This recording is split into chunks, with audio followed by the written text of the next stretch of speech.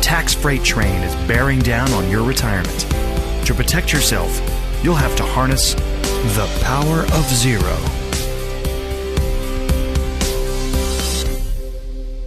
Welcome to the Power of Zero show. This is your host, best-selling author, David McKnight. I'm the author of The Power of Zero, Look Before You Lirp, The Volatility Shield, and Tax-Free Income for Life, and coming to a bookstore near you, The Infinity Code. If you're looking for someone to help you navigate all of the pitfalls that stand between you and the 0% tax bracket, why not head over to davidmcknight.com. Happy to connect you with a member of our elite POZ advisor group, among the very best tax-free retirement specialists in the nation, trained, vetted, qualified personally by me. And if you are an advisor who would like to become a member of our elite POZ advisor group, why head over to powerzero.com, opt into the free video series. We'll be happy to chat with you at any point during that series. Would love a follow on Twitter at McKnight & Co, at McKnight & Co, or on Instagram, which is David C. McKnight, or you can follow my YouTube channel, David McKnight, as well. Okay, today we're going to talk about how to avoid sequence of return risk with your LIRP. Now, to lay a little groundwork here, let's sort of do a review on what exactly is sequence of return risk. Well, normally we think of sequence of return risk as the risk associated with the order in which you experience investment returns in your stock market portfolio in retirement. So, for example, if you were to have retired in late 1999 and began drawing on your stock market portfolio for retirement income, you would have risked sending your portfolio into a death spiral from which it never recovered. Why? Because not only did your portfolio take a hit in that big market drop when the tech bubble popped, but you were taking income out of it all the while. So it's sort of like kicking your portfolio while it's down. You do this a couple of years in a row as you start off retirement, then all of a sudden you're running out of money years in advance of when you ever thought possible. And by the way, this risk is disproportionately large in the first 10 years of retirement. The studies seem to show that if you can make it through the first 10 years of retirement relatively unscathed, then you have more or less sort of shielded yourself or mitigated that risk entirely. So how do people safeguard against sequence of return risk? This is also a bit of a review, but there's a couple of different ways you can do so. First, you can allocate money to an annuity that provides for your income during those early years of retirement, so you aren't forced to take money out of the stock market. The second approach, and this is a strategy I describe in my book, The Volatility Shield. By the way, if you haven't read The Volatility Shield, I consistently get feedback that this is a reader's favorite book. It's a little financial novella. It's got a cool M. Night Shyamalan twist ending. It's got a heartwarming conclusion, but it couches this principle inside the details of the story. So basically what happens, what I describe in this book is you can build up cash value as long as you start with enough, lead time before you retire. You can build up cash value inside your LIRP, and then you can use that to pay for lifestyle expenses during the down years in the first 10 years of retirement.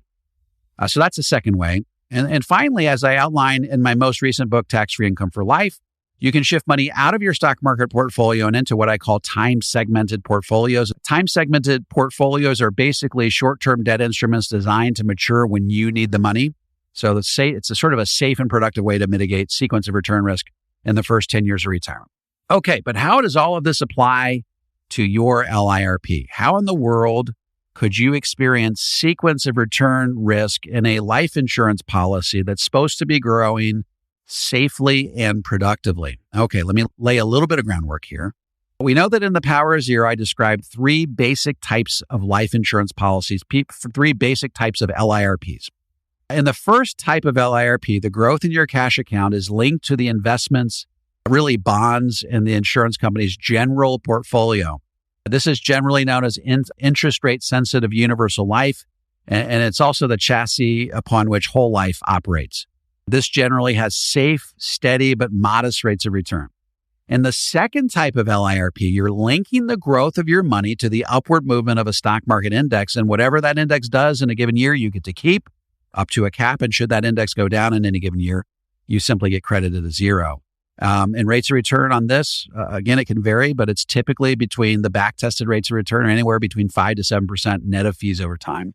And this is the subject of my book, Look Before You Lirp. This is the type of LIRP that I personally prefer, and I make the case in Look Before You Lirp, if you're trying to get to the 0% tax bracket in retirement and the LIRP is going to be part of that, then Index Universal Life, or IUL, is the primary instrument through which the LIRP would operate. And then there's a third type of LIRP, and that's sort of what's going to be the subject of what we're talking about today. In that type of LIRP, your contributions pass through the insurance company and into mutual funds called subaccounts. Now, whatever these subaccounts grow in any given year, you get to keep. So, for example, if the market gains 30% net of fees, then your cash value is going to grow 30%. However, if the market loses 30%, then your cash value will likewise lose 30%. This type of LIRP is known as Variable Universal Life, or VUL. Now, it's this possibility of losing money within your VUL that makes it a prime candidate for sequence of return risk. But it isn't precisely the same type of sequence of return risk that we just outlined at the beginning of the podcast. And before I break this down, I want to throw a caveat out there. I like VULs. I like Variable Universal Life. Every member of my family has one, but they're generally best when utilized when you're young, ideally when you're younger than 50. And to explain why, let me just lay a tiny bit more groundwork, and then we're going to get to sort of the main thesis of my podcast today. So you got to begin by understanding how the cash value and the death benefit in an LIRP interact with each other over the life of the contract. And I'll give you an example. Let's say that you start out with a $500,000 death benefit. And let's also say that what we're using is what we call option 1 or option A, or what's also called a level death benefit. If that's the case, then the relationship between the cash value and the death benefit can be expressed with the following formula. Cash value plus life insurance, or plus the amount of life insurance you're paying for in any given year, equals death benefit. So in other words, cash value plus life insurance equals death benefit. So in the example of that $500,000 death benefit I just brought up, on day one, when you have zero cash value, how much insurance would you be paying for? Well, you'd be paying for $500,000 worth of insurance. How did I arrive at that? Well, zero, which is what your cash value is on day one, plus what equals $500,000? Well, 0 plus 500,000 equals 500,000. Now, that's not a big deal, especially if you're young and you have low mortality costs and, the cost of the insurance is minimal. Now, let's fast forward in time to the point where you have $250,000 of cash value. Remember our equation. Cash value plus life insurance equals death benefit. So in this example, $250,000 plus what equals $500,000? $250,000 of cash value plus $250,000 of life insurance that you're paying for in that year equals $500,000. In other words, if you died, your heirs would get the $250,000 in cash, the $250,000 of the insurance, for a total of $500,000. So if your cash value is $250,000, then the amount of life insurance you're paying for that year is also $250,000. So in theory, your cash value will continue to grow consistently in that corridor, or what they call the net amount at risk, or the amount of actual life insurance that's being paid for with the drops that come out of the spigot in your bucket. That amount is going to shrink consistently over time, which is great because the older you get, the more expensive that insurance becomes. And so you want the amount of insurance you're paying for to be less, because the older you get, the more expensive it could potentially become.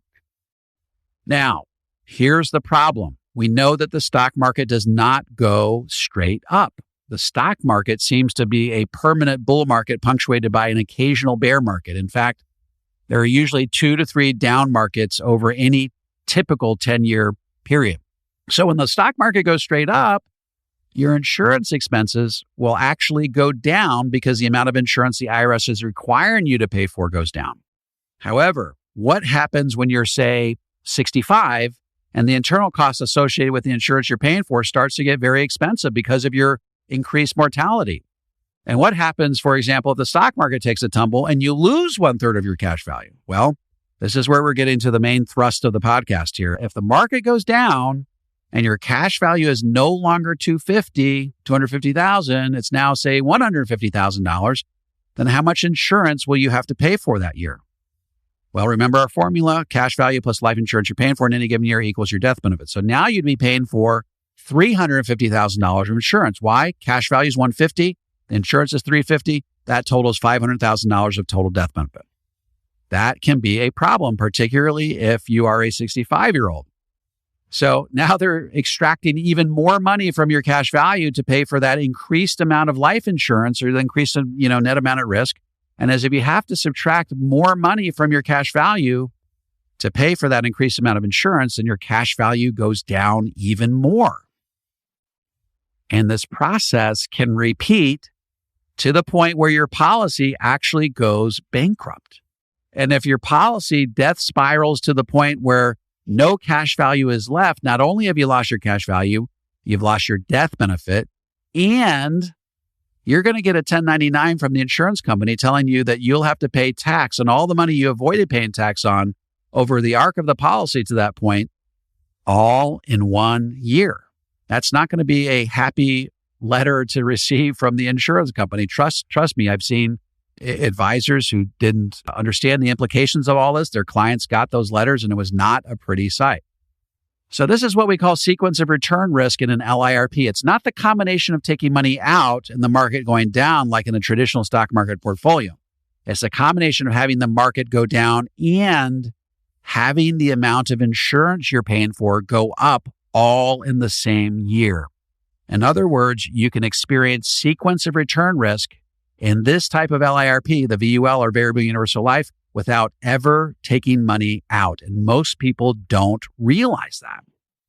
So how is Index Universal Life different? Why did I write an entire book on why I prefer Index Universal Life as the LIRP of choice when you're trying to get to the 0% tax bracket? Well, you remember, if the market goes down in any given year with an IUL, then you're simply credited a zero.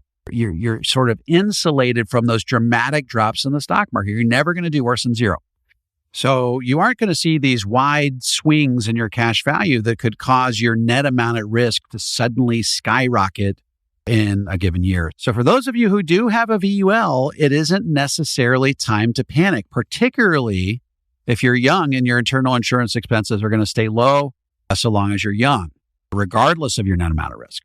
However, if you do have a VUL and you're approaching your early to mid 60s, and the insurance expenses could get too onerous if the market were to take a tumble, then you can do what's called a 1035 exchange into an IUL or Index Universal Life, which of course is the LIRP alternative that I talk about in Look Before You Lirp. So at a period in time when you're most exposed to stock market risk and sequence of return risk, you can do a tax-free transfer of your cash value into an LIRP that grows your money safely and productively, and that shields and insulates you from the type of sequence of return risk that we've discussed in today's podcast. So that's the podcast for today, folks. If you're looking for someone to help you navigate all these pitfalls, head over to davidmcknight.com. Happy to connect you with a member of our elite POZ advisor group, among the very best tax-free retirement planning specialists in the nation, trained, vetted, qualified personally by me. If you are an advisor looking to level up your game and adopt Power of Zero principles into your practice, head over to powerofzero.com. Opt into the free 3-part video series. You can schedule a call with us at any point. Once again, I would love a follow on Twitter. It's at McKnight & Co., at McKnight & Co., or on Instagram, David C. McKnight. You can also subscribe to me on YouTube. It's simply David McKnight, David McKnight. And if you haven't watched my movie yet, my documentary, The Power of Zero, The Tax Train, is coming. It's pretty sobering. It's going to really make the case that tax rates in the future, even in the next 10 years, are likely to be dramatically higher than they are today. All right, that's the podcast, folks. Appreciate you being with me, and I look forward to chatting with you same time next week.